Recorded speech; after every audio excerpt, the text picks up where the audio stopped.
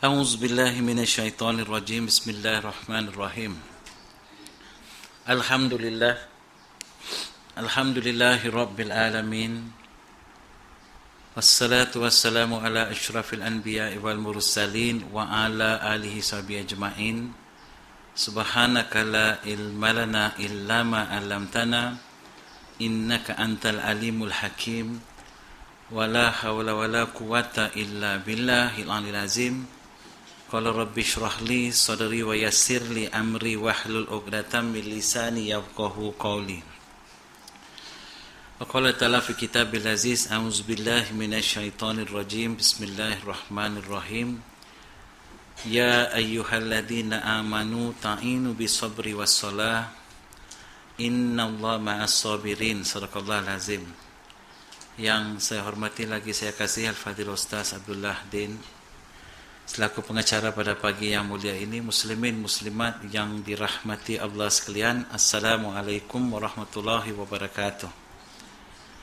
Alhamdulillah, tama-tama ni saya bersyukur kehadrat Allah Subhanahu wa taala dengan izinnya, dengan inayahnya saya diberi peluang untuk sekali lagi datang ke Taman Siswa. Walaupun mungkin kali pertama saya datang, mungkin ramai di sini belum lahir lagi kot. Dan saya antara orang yang mula-mula sekali menduduki taman yang namanya Taman Siswa. Bila baru-baru siap. Jadi kalau tuan-tuan yang duduk di Taman Siswa sekarang ni, kira rumah tu pernah saya duduki dulu lah, kira second hand lah kira. Dan zaman dulu tak ada pun surau macam ni. Dan saya masih ingat ramai kawan-kawan saya, mahasiswa di UUM dulu memperjuangkan mendapatkan sebuah surau di Taman Siswa, tapi tak dibenarkan. Mereka diminta pergi semayang di masjid. Dulu UUM kat sini kan. Pergi sekarang ni Ibda lah. Pergi semayang ke masjid. Jadi ramai saya selalu tengok kawan-kawan saya duduk solat dalam bilik-bilik kat rumah-rumah ni lah. Ini tempat asrama kami dulu. Sekarang tak tahu apa yang duduk lah. Dan saya bila masuk ke Taman Siswa, saya pun sebab ialah kata orang, tempat jatuh lagi dikenang, apatah lagi tempat bercinta. Dan banyak memori-memori yang sepatutnya sudah pun terpadam dan saya pun tak nak ingat, tapi lah datang sini teringat kembali dah. Dan mungkin cuma datang dengan wajah orang yang serupa, cuma semua penampilan mungkin sama. Mungkin sekarang dah lebih metalik, itu aja. Cuma dalamnya agak berubah sedikit. Dulu kalau selalu sentiasa mengimaratkan kuil yang ada dekat Kampung Muhibah. Ada lagi Kampung Muhibah tu. Saya antara orang yang bagi sumbangan sehingga dibina semula kuil tu. Sumbangan dari segi material dan idea. Minta maaf lah nak buat macam mana. Termasuk yang ada kat Jitra tu kan. Kat depan pejabat daerah ke apa tu, kuil tu. Itu yang mengimaratkan dulu, seangkatan dengan saya dulu lah masih di UUM. Bukan nak buat macam tu. Tuan-tuan tak pernah bagi tahu putih Islam kat kami. Nasib baik tak duduk dekat Kedah terus. Tak ada dah buat dah patung tinggi di Kedah lah. Macam kat Batu Game lah. Alhamdulillah, alhamdulillah. Saya bersyukur kehadrat Allah Subhanahu wa taala. Walaupun UUM bukan pilihan pertama saya telah pun masuk ke Universiti Kebangsaan Malaysia. Kemudian saya mendapat, lepas lebih kurang 3-4 bulan, dapat tawaran untuk masuk ke UUM. Dan saya bincang dengan ibu saya kata, ibu, kalau saya tak pergi Kedah kali ni, sampai kiamat tak akan pergi Kedah. Jadi saya nak sangat, pernah dengar kita makan beras pun daripada Kedah. Saya nak pergi tengok negeri Kedah, jadi saya nak ke UUM. Jadi ibu saya pun dia kata, tak apalah, pergilah. Itulah berkat datang ke Kedah. Ya, banyak, subhanallah. Sampai lepas 4 tahun, rasa tak nak balik daripada Kedah. Walaupun girlfriend bukan orang Kedah. Terpaut hati dengan sikap, akhlak mulia masyarakat Islam, Melayu Islam di Kedah waktu itu. Tempat yang paling saya banyak menghabiskan masa, kampung kat belakang tu. Dulu ada satu kampung. Jadi saya datang tengok tak ada kampung dah, ada bandar dah. Kampung Corok Ketiak. Tak tahu pernah dengar tidak nama tuan-tuan ni, saya pernah dulu. Tempat saya melepak dululah dengan pakcik-pakcik di Bendang tu. Itulah kampung Corok Ketiak. Subhanallah. Alhamdulillah. Syukur kita kehadrat Allah Subhanahu wa taala dalam pagi yang mulia, dapat kita berjumpa di tempat yang mulia. InsyaAllah kita niatkan, ikhlaskan niat kita berjumpa ni kerana Allah, dan sebentar lagi kita berpisah pun kerana Allah. Dan saya tak sangka Kalau saya nak datang ke sini, sebab tu saya agak kelang kabut nak cakap pun kelang kabut. Takut-takut orang yang kenal saya pula ada depan saya. Lagilah tak boleh nak cakap. Ustaz noh. Sebab tu ustaz lah sambung kuliah lepas ni kejap lagi. Nama Muhammad Fitri Abdullah. Kalau kokot ada yang pernah belajar dengan saya atau kenali saya dulu, nama lama saya Dharma Silan Lecumanan. Ya, Dharma Silan Lecumanan itu nama saya. Dan saya di sini daripada 84 hingga 86. Maaf 88. Dan graduate saya convocation di sini, batch yang pertama. Lepas habis belajar, saya ditawarkan kerja di Malayan Banking. Dan saya bekerja di Malayan Banking sehingga menjadi pengurus di Jabatan Korporat Malayan Banking. Dan tahun 1991 ditakdirkan saya memeluk agama Islam, atau nak sebut dengan tepat, Islam memeluk saya. Islam memeluk saya. Dan kenapa saya memeluk agama Islam? Pasal apa masuk duduk di Kedah dulu tak masuk Islam? Kenapa orang Kedah, kan tahu lah kan? Kenapa masa saya duduk di sini bertambah kuat agama Hindu saya, bukannya Islam. Walhal sini majoriti ni kawan-kawan saya orang Islam. Yang saya duduk pula satu rumah, berkongsi 6 rumah seorang tu. Saya seorang yang bukan Islam, dan kadang-kadang saya tukang azan, muazzin. Walaupun bukan Islam, saya tukang azan. Bangun pukul 4 pagi, pukul 4 pagi saya azan. Kejutkan kawan. Ada yang sembahyang subuh 4 pagi pun ada. Tak tengok jam. Itu kawan lah. Kita punya bagus lah dulu masa. Boleh duduk begitu.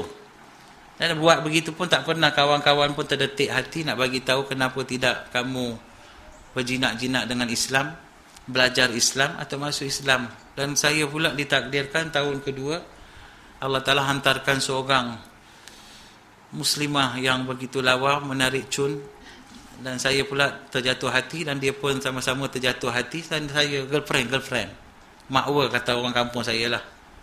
Dapat pula makwa seorang kat sini. Dan secara betulan dia pula beragama Islam dan saya bukan beragama Islam. Lama bercinta tu. Start ke UUM sampai ke Kuala Lumpur, boleh cerita Hindustan. Dan akhirnya cuma ialah tak ada jodoh. Mungkin saya tak ada jodoh dengan orang yang baik tu. Cuma waktu saya belajar, dan dia pun tahu saya pagi petang sini sarjan. Dan kawan saya ni pula Islam. Dan lepas sebulan di kafeteria, dulu tu depan tu kafeteria, kalau dia ada apa benda tak tahu. Tanya kat dia macam mana kita ni, adab orang bercinta biasa akan berakhir dengan perkahwinan. Ya, masyarakat India ni, lelaki-lelaki India ni khususnya, dia orang bercinta sampai ke hujung hayat. Tak ada tengah touch and go, tak ada. Itu budak Melayu macam tu, touch and go. Tu orang Hindu ni macam tu. Dia macam tu lah. Saya pun dia lah daripada orang keluarga yang baik. Dan saya pun tanya dengan girlfriend saya, kita ni bercinta ke? Ya, dia kata.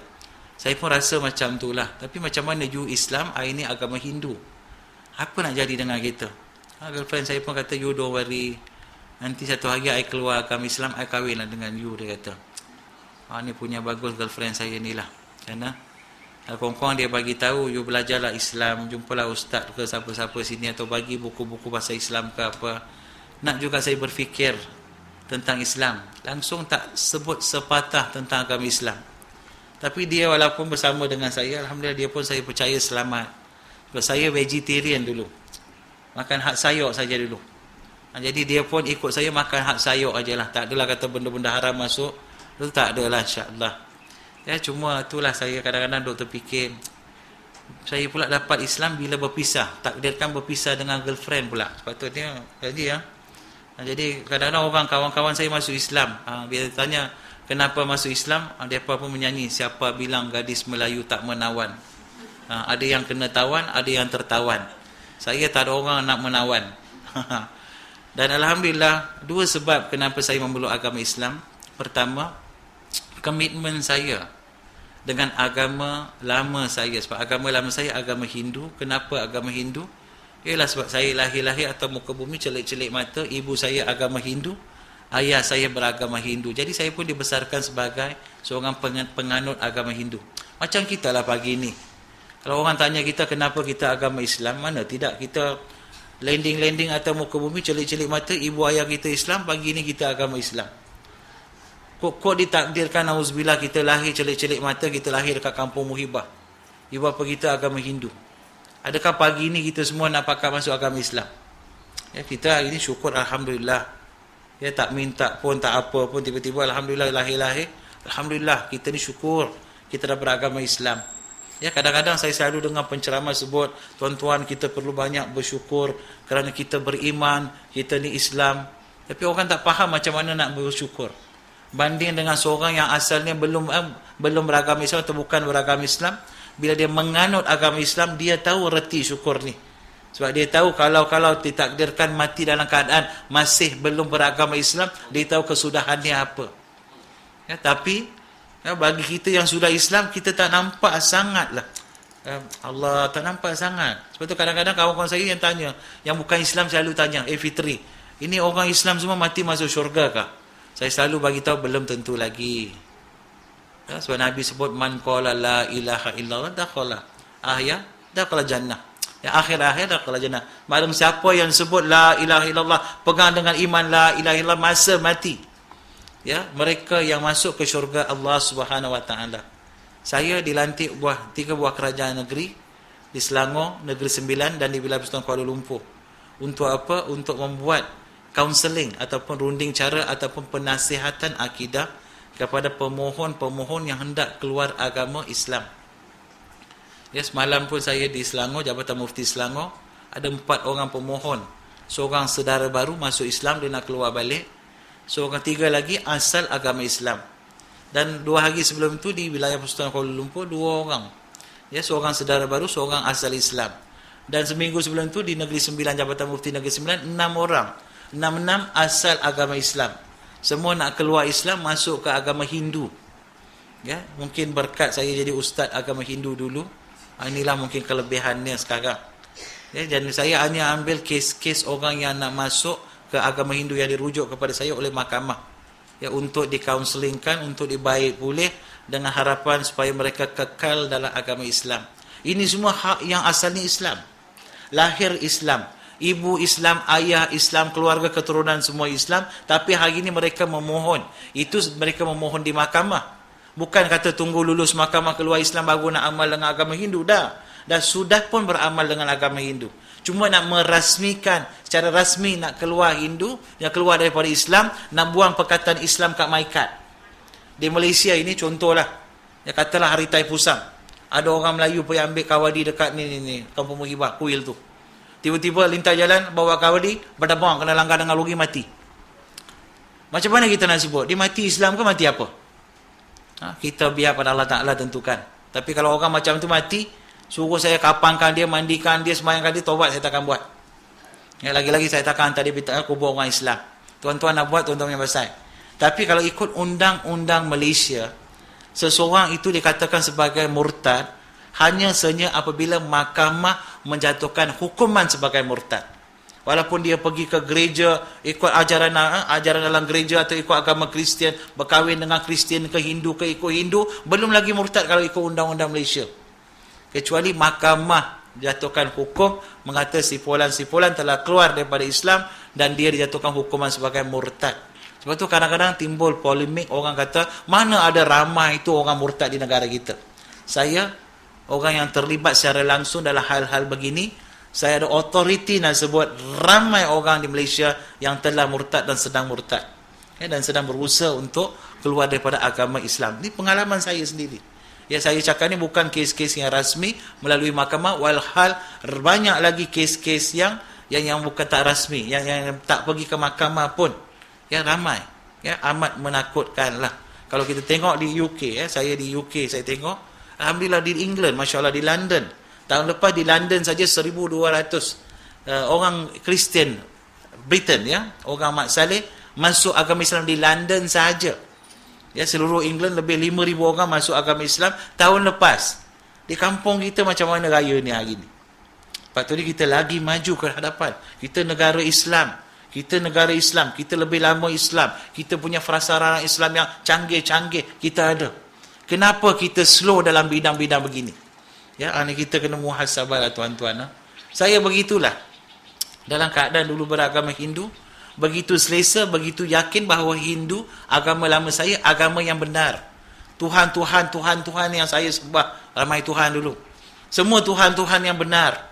Ya, begitu yakin itu adalah Tuhan yang benar. Ya, kenapa tidak?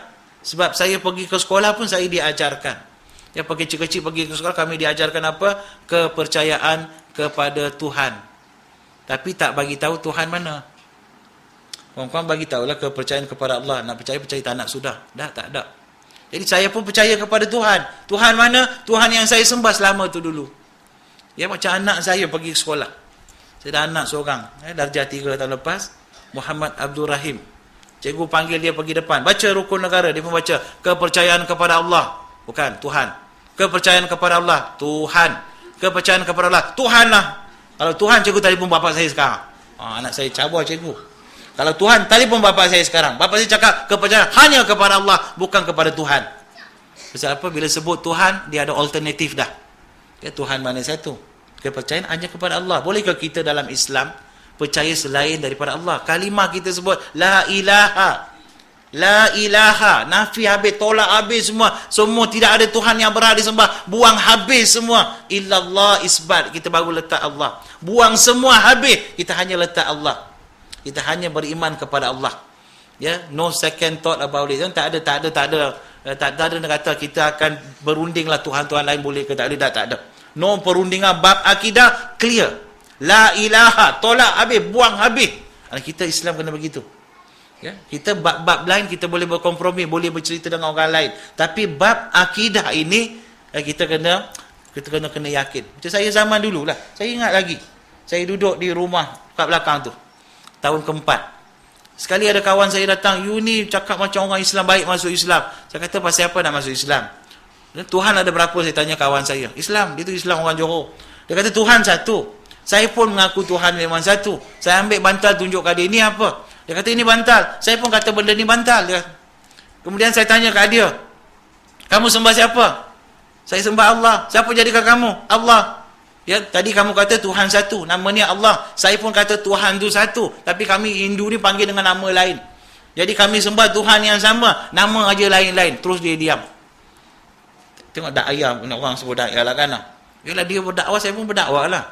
Terus mati akal, dia tak tahu apa dia nak sebut. Tak ada idea orang kita. Cakap pasal politik. 25 jam sehari boleh cakap pasal politik. Cakap pasal bisnes. Allahu Akbar. 30 jam sehari boleh cakap pasal bisnes. Allah sebut, "Waman ahsanu qawlan mimman da'a ilallah." Barang siapakah perkataan yang lebih baik daripada manusia yang mengajak manusia semua ke jalan Allah, jalan aku, Allah sebut. Itu tak reti kita nak sebut. Banyak-banyak kita sebut, Allah kata apa yang terbaik? Ya, mengajak manusia, jom kita pergi surau, jom kita pergi ke majlis agama, jom kita pergi gotong royong, jom kita baca Quran, jom kita puasa sunat. Allah suka. Ya, jom kita buatlah apa-apa agar kita boleh satukan masyarakat sini. Allah suka. Waman ahsanu qawlan mimman da'a illallah. Ya, apa tak lagi? Kalimah yang paling Allah suka apa? Yang Nabi sebut pada kita, "Balighu anni wala ayat." Sampaikan. Walaupun sepotong ayat. Sebut sekurang-kurang la ilaha illallah. Sebut. Macam anak saya kecil-kecil dah. Saya selalu quiz. Dalam la ilaha illallah ada berapa rukun? Tanya anak-anak. Ada berapa rukun, tuan-tuan? Ada berapa rukun dalam la ilaha illallah? Quiz. Hadiah ni tak ada. Air mineral lah kot. Boleh sana. Semua tahu. Saya tahu orang Kedah ni tawaduk sangat kan. Dalam la ilaha illallah ada 2 rukun. Rukun yang pertama, rukun nafi. La ilaha. La ilaha. Tidak ada Tuhan yang berhak disembah. Buang semua. Nafi semua. Illallah. Isbat. Selain daripada Allah. Ya, 2 rukun. Nafi, isbat. Ini yang ulama-ulama akidah bincang. Dia kata, satu, kita nafikan semua. Kemudian kita letak Allah. So, kurang-kurang ni anak-anak kita awal-awal. Cucu cicit kita awal-awal. Kita dah mantapkan bab ni. Ya, bab la ilaha illallah, no kompromi bagi kita. Tak ada no question about it. Tak ada benda kita nak persoal. Ya, saya begitulah. Dalam keadaan bila kawan-kawan saya pula tak reti nak bagi tahu, terperkenalkan Islam pada saya. Jadi datang idea kepada saya supaya saya boleh memajukan diri saya dalam agama Hindu. Dia lahir dari Hindu dah. Apa lagi saya nak buat? Jadi saya belajar agama Hindu. Ya, sehingga jadi ustaz. Umur saya 22 tahun. Saya ditauliahkan sebagai Brahmin untuk membuat upacara keagamaan dalam agama Hindu. Saya ada tauliah, tuan-tuan. Penceramah pagi ni memang ada tauliah. Jadi tak ada kacau majlis agama lepas ni, insya-Allah. Ya, memang daripada Jabatan Agama pun insya-Allah JAKIM pun dah ada tauliah, tak ada masalah. Nak sebut, dah umur saya habis belajar universiti, balik kampung lepas tahun 2 jadi setiausaha sebuah berhala Hindu yang besar di Kuala Lumpur. Awal-awal lagi saya menjadi exco dalam Persatuan Agama Hindu Malaysia. Ya, dan tak ada sebab saya nak duk fikir pasal agama Islam, tak ada sebab dah. Dari segi agama Hindu, orang kata dah mantap lah. Dah mantap dah, okey dah lah. Kadang dari segi kerjaya, alhamdulillah saya dah bertugas di sebuah bank dah, nampak okey lah, bab tu pun dah okey dah. Kenapa nak duk pertimbang pasal Islam? Ya, ada sebabnya. Pertama, daripada pengajian saya dalam kitab-kitab agama Hindu itu sendiri. Sebab bila saya mula datang minat mendalam, memasang cita-cita kalau boleh nak jadilah ketua, ya, ketua high priest, ketua Sami lah dalam negara kita, cita-cita. Ya, dalam bidang bila belajar bab itu, bila belajar kitab-kitab suci dalam agama Hindu, barulah saya amat terkejut, ya, bila terserempak dengan beberapa kalimah-kalimah dalam kitab suci agama Hindu yang namanya Veda, yang usianya lebih 4,000 tahun, disebut dalam bahasa Sanskrit dengan jelas. Dia kata apa? Egam ivat vityam. Ini bahasa Sanskrit. Dia kata apa? Tuhan itu Esa. Dan bila sebut kitab Veda ini bukan kitab yang dikarang oleh manusia. Orang Hindu kata dia adalah kitab yang disebut sebagai kitab Suruti, maksud yang diturunkan, yang telah didengar. Daripada mana? Bukan daripada manusia. Mungkin juga kitab ini diwahyukan kepada beberapa orang Nabi yang telah diutuskan kepada masyarakat di India. Sebab Allah telah menghantar 124,000 Nabi. Takkan di India tak hantar Nabi. Dan Nabi-Nabi ini mengajar dalam bahasa kaum itu sendiri. Sebab itu ada kalimah Tauhid dalam kitab Hindu. Disebut Natasya Pratima Asti. Dalam kitab Veda yang sama dalam bahasa Sanskrit disebut Tuhan, sekali-kali kamu tidak boleh melihat wajah Tuhan. Saya kalau pergi ke berhala dulu kat Tok Pinang ni, Tok Pinang apa nama ni? Kampung Muhibah. Tuan-tuan pun nampak kan? Yang sekarang Tuhan dia tinggi-tinggi tau. Bukan Murugan. Murugan. Dia nampak, kita pun nampak. Kita yang hak Islam pun nampak Tuhan dia. Tapi Tuhan dia kata dalam kitab dia kata, kamu sekali-kali tidak boleh melihat wajah aku. Yang nampak itu siapa? Ya, itu datang kemuskilan kepada saya. Dan bukan satu, tuan-tuan pergi kira lah banyak kat atas tu. Lepas tu tak habis kira kita. Traffic light pun dah tukar merah jadi hijau dah. Belum sempat habis nak kira. Dan banyak macam tu. Tapi Tuhan kata dia satu. Dia tak nampak. Dalam kitab yang sama kata, yang kitab Veda sebut apa? Jangan cipta Tuhan dengan tangan kamu. Ya, jangan buat kerusi, jangan buat meja, jangan buat patung, dan jangan sembah. Kamu akan dicampak ke dalam kegelapan, dia kata.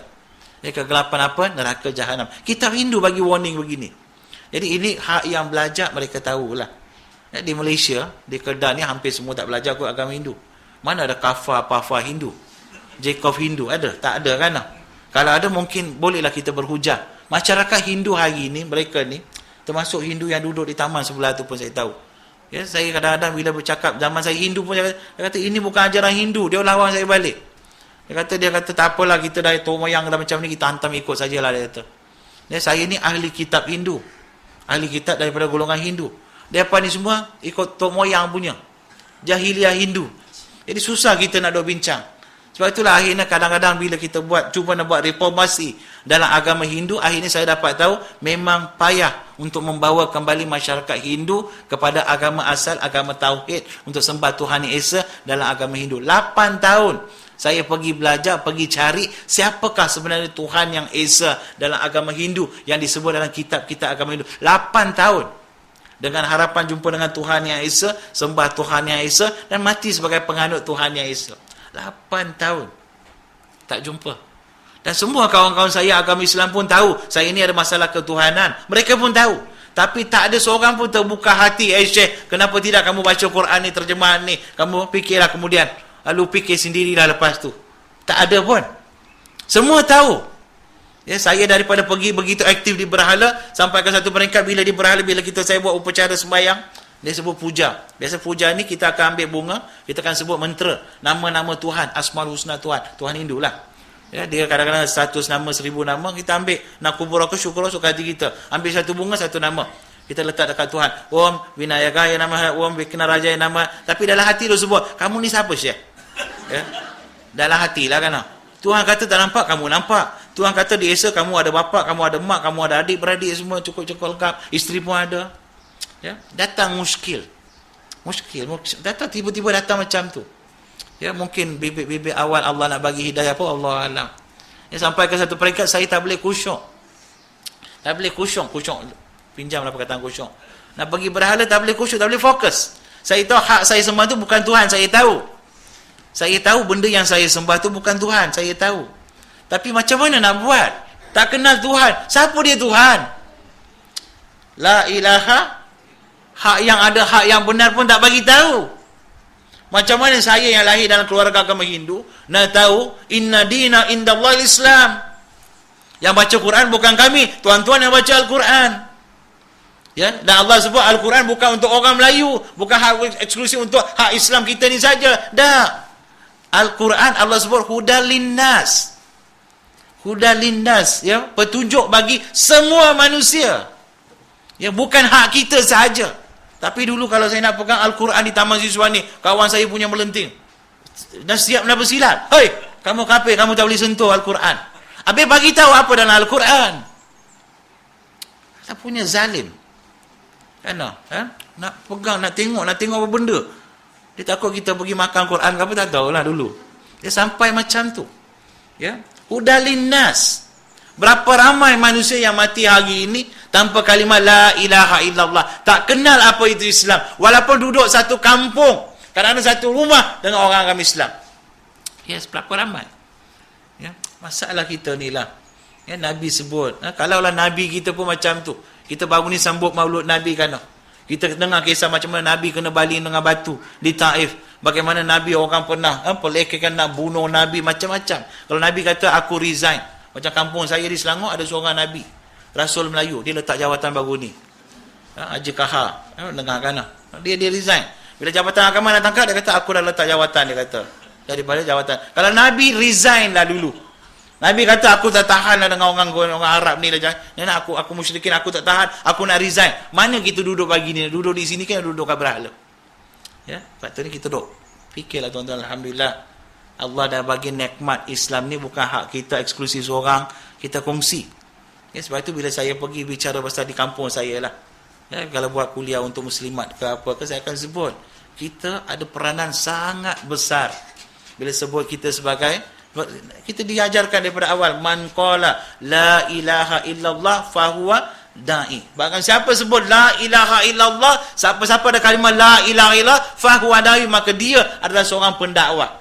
Dakwah kepada apa? Sekurang-kurang kepada diri kita, kepada orang terdekat keluarga kita. Allah sebut surah Tahrim ayat 6, ku anfusakum wa ahlikum naron. Kita kawan-kawan kita selamatkan. Macam mana nak selamatkan diri kita? Kena cari ilmu, kena belajar, mujahadah, susah payah, cari ustaz, cari ulama, cari kitab. Ya, kita memang baca ya ayyuhalladzina amanu qu anfusakum wa ahlikum nar. Senang aja ayat Quran tu baca, kita pun faham gitu. Tapi Allah sebut apa? Pergi mujahadah, susah payah. Ya, nak selamatkan diri kita daripada azab api neraka ni bukan mudah mujahadah. Wa ahlikum, cari ilmu. Bermujahadah untuk apa? Selamatkan ahli keluarga kamu, ya, daripada azab api neraka. Kemudian kita fikirlah orang surrounding kita, jiran kita macam mana. Takkan kita seorang nak masuk syurga, jiran kita tak nak fikir. Saudara mara kita kena fikir. Bagaimana pula orang Islam yang jauh daripada agama? Ya, bukan Islam, yang Islam pun yang tak sembahyang ramai. Karena saya dengan Datuk Fadilah Kamsah 2 tahun lepas sembang-sembang dekat tarik, kena ke tarik dekat Bandar Baru Bangi. Dia sebab apa Fitri sekarang ni 80-20, dia kata. Apa dia Datuk 80-20 ni? Dia kata 80% orang Islam di negara kita tak solat 5 waktu dengan sempurna. Habis yang sembahyang 5 waktu, hanya 20% orang Islam yang sembahyang 5. Ni negara kita tuan-tuan, yang sembahyang penuh 5 waktu, hanya 20% orang Islam saja. Yang lain-lain dia kata apa? Ramai sembahyang 4 waktu, 3 waktu, 2 waktu, 1 waktu. Ramai dah tak ada waktu lagi dah, dia kata. Ramai langsung tak sembahyang, dia kata. Ya, ini umat kita. Jadi mereka ini pun kita kena usaha. Mungkin salah seorang ahli keluarga kita, saudara mara kita, kawan kita, mereka pun kita kena ikhtiar usaha bawa kepada agama Allah. Ini kita kena buat. Ya. Wa ahlikum nara, dan keluarga kita. Ya, sebab tu saya selalu sebut, bila sebut bab-bab agama, jangan anggap agama hak eksklusif saya seorang. Tiba-tiba bapa suami seorang nak langkah masuk syurga, kesian pula isteri. Karena dulu janji sehidup semati, kita nak hidup sama. Takkan dalam syurga kita nak masuk seorang saja. Kan? Begitulah, ya, bila saya belajar agama Hindu, bila sampai pula jumpa kalimah-kalimah yang bercanggah dengan apa yang saya amalkan, maka bertambah celarulah. Ya, tapi alhamdulillah saya tahu Tuhan pasti ada. Jadi saya ambil cuti daripada agama Hindu, cuti. Dia kata saya minta maaf, letak jawatan ya sebagai setiausaha berhala. Kemudian letak jawatan sebagai Exco Persatuan Agama Hindu. Pasal apa? Nak cuti. Cuti apa? Cari Tuhan yang sebenar. Saya bagi tahu, ni patung ni bukan Tuhan, orang melawan. Orang dalam Persatuan Hindu melawan. Kamu diam, duduk ajalah, ikut ajalah. Kamu ni pengacau, macam-macam dia sebut. Saya kata tak apalah, saya tak nak kacau kamu, saya nak keluar, saya nak pergi cari Tuhan, dah jumpa, saya akan datang sebarkan, bagi tahu siapa Tuhan dia sebenar. Saya pergi ke gereja. 6 bulan pergi ke gereja dengan harapan jumpa Tuhan yang Esa. Tapi di gereja pula, saya pergi ke gereja Katolik di PJ, diperkenalkan 3 Tuhan. Ya, Tuhan Bapa, Tuhan Anak, Rohul Kudus, bukan 3 dalam satu, Trinity. Saya kata saya tak nak Trinity semua, sebab saya datang cari Tuhan yang Esa. Hindu pun ada Trimurti. Tuhan Siva, Tuhan Brahma, Tuhan Vishnu. Bukan satu, dia ada 3, tapi bukan 3, satu dia kata. Trimurti, sana kata Trinity, ni saya kata Tri tak nak. Saya nak yang satu, yang Esa. Lalu saya buat keputusan saya tak nak agama. Saya kata peninglah cari-cari Tuhan. Saya bukan tolak Tuhan, tuan-tuan. Saya yakin Tuhan ada dan saya tahu Tuhan pun tahu saya ada. Saya kata cukup sekadar itu. Saya bukan etis. Etis orang yang tolak Tuhan. Saya tak tolak Tuhan. Saya tahu Tuhan ada. Saya tak kenal Tuhan. Saya tak kenal Tuhan. Ya, saya ada seorang kawan, wanita Hindu lah. Ya, dia lama selalu telefon saya di Shah Alam. Dia kata, Ustaz, saya nak jumpa Ustaz. Saya ada banyak perkara tak setuju tentang agama Islam. Saya kata, Alhamdulillah, baguslah. Tapi saya tak ada masa nak jumpa. Dia selalu telefon. Satu lagi saya kata, okey macam ni. You senaraikan semua perkara yang you tak setuju. Mai kita jumpa. Jangan bawa satu soalan hari ni besok. Aku memang tak ada masa. Memang sibuk saya kata. Dia pun bagus. Dia type habis dengan cantik. Dia type print dekat komputer. Dia bawa soalan-soalan. Jumpa dekat Masjid Shah Alam. Dia masjid negeri. The Blue Mosque lah di Shah Alam. Datang-datang. Dia sebelum dia cakap, saya kata, kejap. Izinkan saya cakap 5 minit sebelum kamu nak tanya soalan. Okey? Okay, saya nak bagi tahu kepada kamu ya, kenapa saya memeluk agama Islam. Saya dalam kitab agama Hindu mengatakan Tuhan itu Esa. Ekam Evad Vityam. Kami Islam sembah Tuhan yang Esa. Kitab agama Hindu mengatakan Natasya Pratimasti, kamu sekali-kali tidak boleh melihat wajah Tuhan. Hari ini kami Islam, Allahu Akbar, kami sembah, kami yakin seolah-olah macam kita nampak Tuhan, tapi kita tahu tak nampak, tapi kita yakin Allah sedang melihat kita. Dan kita Hindu kata jangan buat Tuhan dengan tangan-tangan kamu. Hari ini kita dalam agama Islam, mana ada Tuhan kita kat depan ni? Ya. Dan kita Hindu kata apa? Ya, kita Hindu kata ya, Karpanai Karanda Jodi. Dia kata Tuhan tak dapat kita nak bayang wajahnya Jodi. Jodi apa? Maksudnya nur. Hindu kata Tuhan wajahnya nur. Wajah Tuhan nur. Ya, tak boleh lihat Tuhan tapi wajahnya nur. Nur kita boleh ambil tunjuk ke wajah nur tu. Ya, Allahu nuru samawati wal ard. Ni nur kat sini. Habis wajah Tuhan macam mana? Sambungan pada ayat tu kata apa? Karunai wurwa magi. Wajah Tuhan itu adalah karunai. Tadi kata tak boleh lihat Tuhan, tapi dia kata wajah Tuhan itu adalah karunai. Karunai ni apa? Karunai ni kalau terjemahan, ya, kalau bahasa Inggeris disebut most gracious, most merciful. Kalau bahasa Melayu kita sebut maha pengasih, maha penyayang. Kalau bahasa Arab Ar-Rahman Rahim. Kita Hindu pun dah sebut 6,000 tahun dulu Tuhan itu wajahnya nur, dialah Rahman, dialah Rahim. Saya kata hari ini kita lah Islam. Bila makan pun kita sebut Bismillahirrahmanirrahim. Dengan nama Tuhan yang maha karunai. Bila kita nak sembahyang pun Allahu Akbar. Bismillahirrahmanirrahim. Dengan nama Tuhan yang maha karunai. Siapa yang ikut ajaran kita kamu? Kamu ke kami? Terus dia bangun, dia menangis. Bagus cakap 5 minit. Dia menangis. Dia kata sebenarnya, dia belum lagi tanya soalan. Banyak soalan dia bawa. Satu pun tak tanya. Dia kata sebenarnya itulah masalah saya Tuhan. Dia kata. Saya tahu apa yang saya benda-benda hitam kat berhala tu. Saya tahu itu bukan Tuhan. Tapi saya tak tahu macam mana nak sembah Tuhan. Dia menangis. Ya, sebenarnya dia mencari Tuhan. Kesian. Ramai kawan-kawan kita yang bukan agama Islam mencari Tuhan yang sebenar. Tapi dia tak sampai hati nak bagi tahu saya mencari Tuhan. Sebab ego, setan lah kan. Ya, dia takkan saya nak sebut saya dulu dalam agama Hindu macam kedudukan macam tu. Takkan nak bagi tahu ke orang Melayu saya ini ada problem dengan Hindu. Lah kena jagalah standard saya kan. Dan ramai masyarakat bukan Islam macam tu. Dia mencari Tuhan, tapi dia tak sampai hati nak bagi tahu dekat kawan. Kecuali satu dua memang tak tahan, dia akan bagi tahu. Tolonglah Syekh, saya pernah masuk Islam. Tapi bukan semua. Tapi kalau kita provokasi sikit, ya, kita provok sikit, kita kacau dalam hati sikit, insya-Allah, ya, dia akan mungkin. Sebab saya kemarin, ya, seorang wanita telefon, seorang Beng Chu nama dia. Dia penolong pengarah di JPJ di negeri Pahang. 12 malam telefon. Dia nak masuk agama Islam. Bila ustaz boleh jumpa? 12 malam tanya nak jumpa. Dia duduk di Kuantan, saya duduk di Kuala Lumpur. Perempuan pula tu, laki-laki tak apa juga boleh pergi jumpa. Perempuan pula tu, ustaz boleh mai sekarang, dia kata. Lah, tanya isteri Nabi, kata tak larat lah, saya pun tak larat, kata. Ya, dan nak kata orang bila dapat hidayah ni nak tutup macam mana, kata tak apa, tunggu seminggu dan dia kalau dapat hidayah dan tu dia nak, kalau boleh nak lafaz syahadat. Ni Allah Taala kata, kan? Ya? Allah kalau bagi hidayah kat seorang satu dunia tahan pun tak boleh nak tahan. Kata ini hidayah Allah Subhanahu Wa Taala. Ya, sama perempuan Hindu ni. Dia menangis. Dia kata aku tahu benda ni bukan Tuhan, tapi aku tak tahu macam mana nak sembah Tuhan. Ya, tanya kalau nak Islamkan dia, saat itu boleh Islamkan, tapi saya nak berlaku adil. Saya bagi penerangan tentang apa dia Islam kat dia. Saya bagi buku, kamu balik belajar, terbuka hati, you telefon I, ya, kita boleh. Kalau you nak, sebab dalam Islam ni bukan kata kalau datang ke masjid you wajib masuk Islam, kalau tidak kita bunuh. No, la ikraha fid din. Dalam Islam kita tak ada paksaan. Ya, cuma orang Islam yang ada ni members. Ini semua members ahli dalam Islam. Kalau tak ikut peraturan dalam kelab Islam, mereka akan kena punishment, akan hukum. Sebab kamu bukan ahli dalam kelab Islam lagi. Tapi kalau dah masuk jadi orang Islam, esok you kena ikut Islam lah. Ya, tapi balik fikir dulu, dapat alhamdulillah. Dia pergi London, dia masuk Islam di London. Ya, orang kampung kita tak reti nak dakwah, orang putih masuk Islam pula dakwah dia.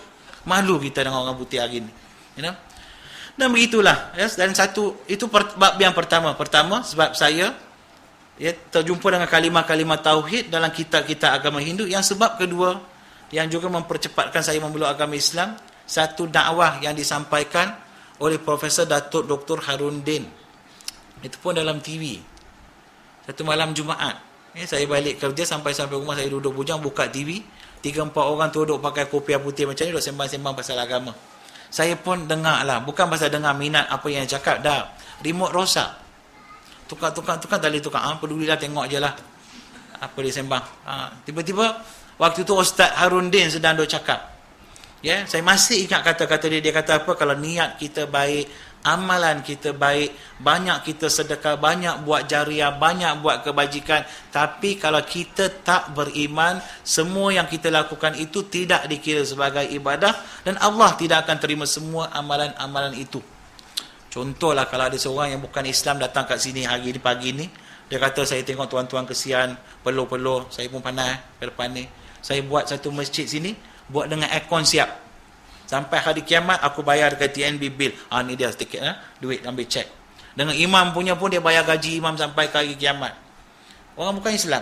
Bolehkah dia wakafkan masjid untuk kita? Boleh tak? Ya, mazhab Imam Syafi'i, ulama-ulama kata apa? Boleh.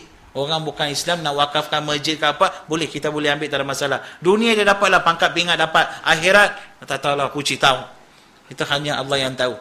Tapi kalau orang yang bukan Islam yang wakafkan masjid tadi itu, di akhirat jumpa dengan Allah Ta'ala, minta, ya Allah, di taman siswa aku dah buat masjid 5 kali sembahyang penuh sampai hari kiamat, ya Allah, aku hari ni kau bagi syurga. Mau Allah bagi syurga?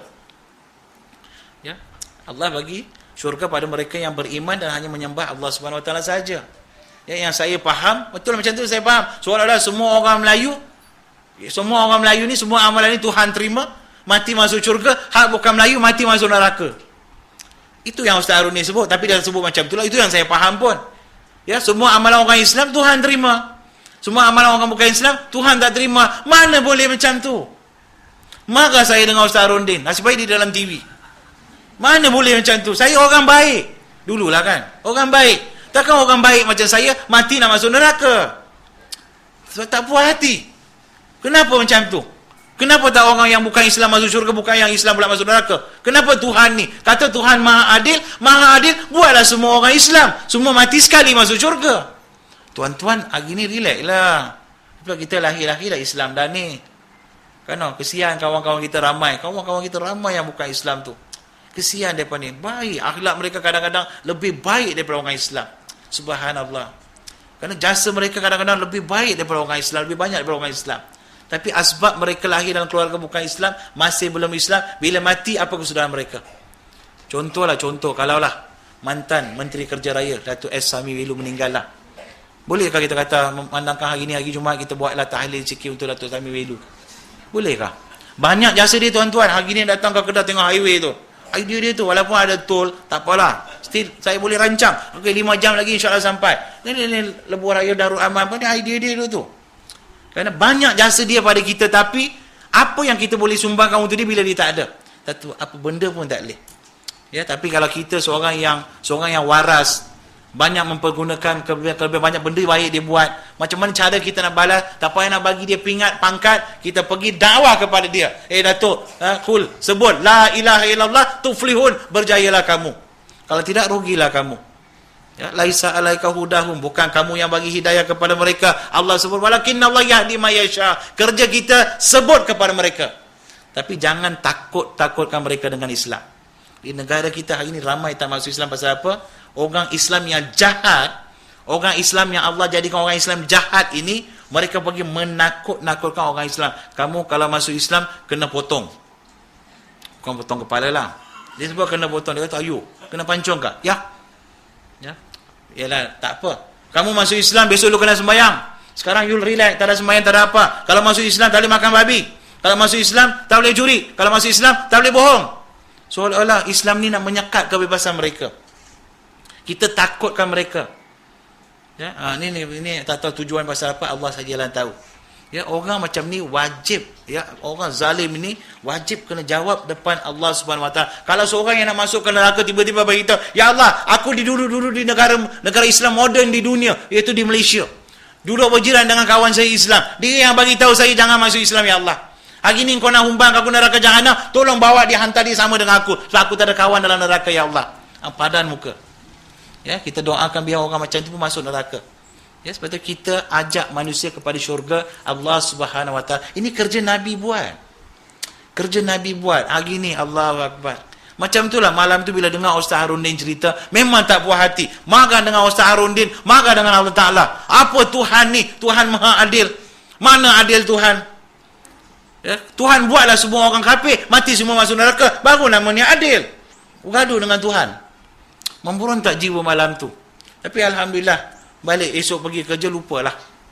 Lepas sebulan baru teringat semula kata-kata Ustaz Harundin. Ya, itu pun bila masa nak pergi kerja pagi-pagi ada kemalangan jalan raya, ada orang mati atas steering. Tiba-tiba tengok si mati tu baru teringat, Allah, kalau pagi ni saya mati, Tuhan cek buku, nama saya tak ada. Tuhan kata, brother, you go to hell, masuk neraka.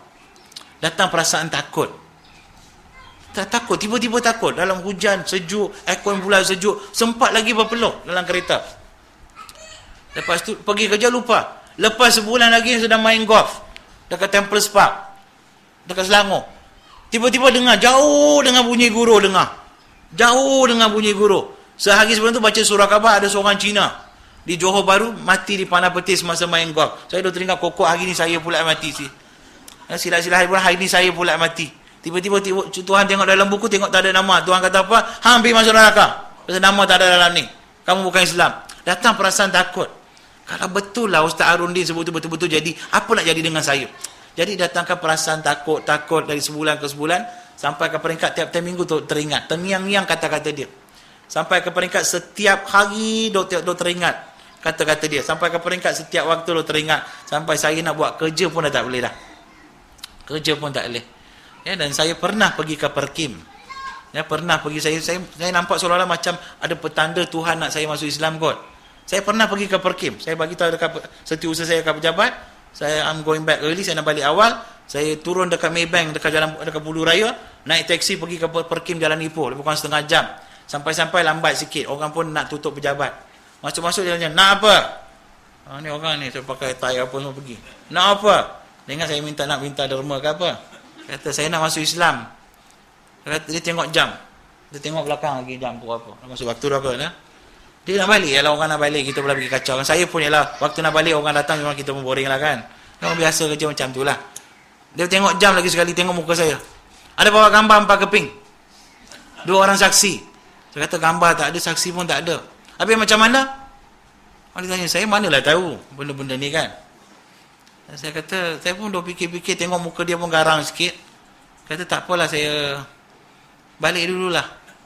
Kata, okey. Langsung tak tanya apa, bagi nombor telefon ke apa ke, tak ada. Tulis nama ke apa, tak ada. Saya kata, saya balik, okey. Jadi saya turun balik bangunan Perkim, naik teksi, pergi balik ke pejabat. Cakap seorang-seorang dalam teksi, aku elok dah Hindu. Tuhan main kacau. Lalu nak masuk Islam, Tuhan tak nak terima. Apa Tuhan ni tak ada kerja lain? Kacau orang saja Tuhan ni. Cakap seorang, orang teksi pun tengok, apa orang ni macam orang gila. Pakai macam ni. Ya, Kuala Lumpur tu biasa, orang cakap seorang-seorang tu biasa. Allah, kesian saya. Kesian. Lepas tu balik saya kata, tak maulah, saya tak nak agama. Saya kata, saya tak nak agama. Saya tahu Tuhan ada, Tuhan tahu saya ada, cukuplah. Ya, cukuplah sekadar itu. Ya, dan alhamdulillah salah seorang pelanggan saya lah di Malayan Banking yang datang, mungkin Allah hantarkan dia. Dia bukan pelanggan saya, pengurus lain yang jaga. Sebetulnya pengurus yang jaga syarikat dia cuti. Saya tengok dia pun datang tunggu lama, saya pun pergi tanya, tuan, boleh saya bantu tuan? Terus sifat saya sejak dulu macam tu lah, kerja ke bank. Saya tanya, bolehkah saya bantu tuan? Dia kata, saya datang nak jumpa pengurus sekian-sekian. Saya kata, dia cuti. Mana apa-apa yang boleh saya bantu? Dia pun bincang-bincang. Dia cakap dengan saya kadang-kadang saya cakap, insya-Allah, alhamdulillah, masya-Allah. Tapi tengok sini pula sarjan. Datuk ni pun pening kepala. Dia balik rumah, dia telefon tanya, kamu ni Islam ke apa benda? Dia kata, oh saya belum Islam Datuk. Dia kata belum. Saya tak tahu kenapa terpacul keluar jawapan belum Islam, tak kata bukan Islam. Lepas esok dia telefon lagi, kenapa semalam I telefon you kata you belum Islam? Saya kata saya belum jumpa Tuhan lagi Datuk. Sajalah, saya pun cakap seloroh gitu. Saya cari Tuhan belum jumpa lagi Datuk. Saja cakap gitu. Dia telefon lagi esok, dia kata kalau you minat nak tahu pasal Islam ke apa, inilah tempat-tempat yang you boleh belajar pasal Islam di Kuala Lumpur. Dia bagi satu senarai panjang dengan nombor telefon, dengan alamat. Dia kata kalau you tak senang nak pergi, you telefon saya, I akan bawa you pergi. Oh, bagus punya Datuk ni. Ya, dia sanggup nak jadi driver saya. Nak hantar saya pergi apa? Nak pergi belajar Islam. Dia seorang CEO. Ya, dan dia seorang pengurusi beberapa syarikat yang tersenarai di Bursa Saham Kuala Lumpur. Saya tak nak sebut nama lah, disebut jangan sebut nama.